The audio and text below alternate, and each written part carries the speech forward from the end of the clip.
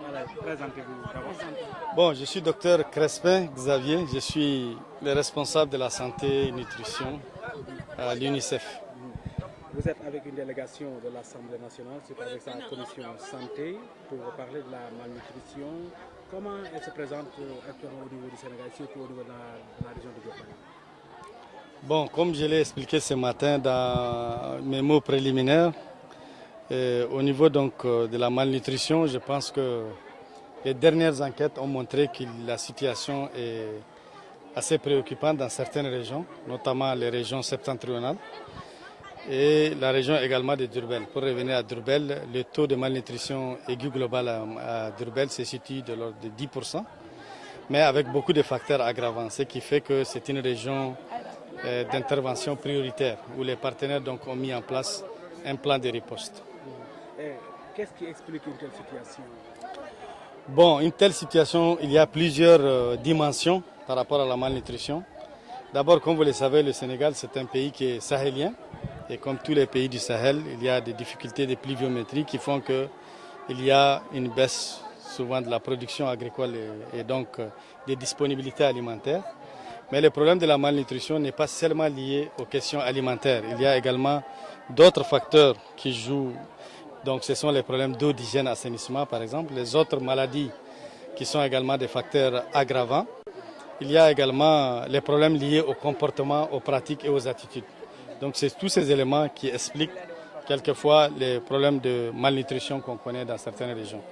Que faudrait-il faire maintenant pour réussir? Bon, d'abord, il y a deux cas qui se posent ici. Il y a eu le problème de la malnutrition aiguë qui est donc qui fait suite à des situations conjoncturelles de crise, donc pour lesquelles on a mis en place un plan de riposte avec plusieurs volets qui a appuyé donc le gouvernement par plusieurs partenaires dont l'UNICEF. Et il y a également les actions qui sont faites dans le cadre de la réduction de la malnutrition chronique.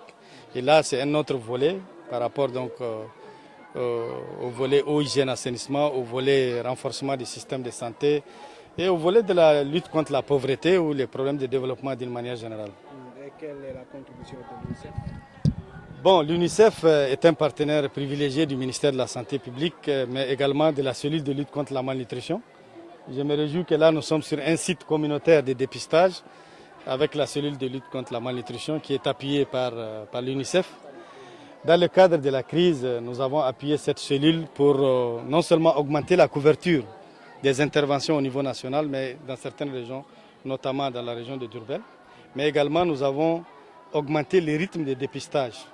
Au lieu d'aller comme on le faisait par le passé, on s'est ajusté à la crise. Ça, c'est pour le volet cellule de lutte contre la malnutrition. Nous apportons également un appui au ministère de la Santé à travers un plan de riposte avec 3 composantes. Une composante santé-nutrition, une composante eau, hygiène, assainissement et une composante communication pour le changement de comportement. C'est ça que nous avons fait pendant l'année 2012.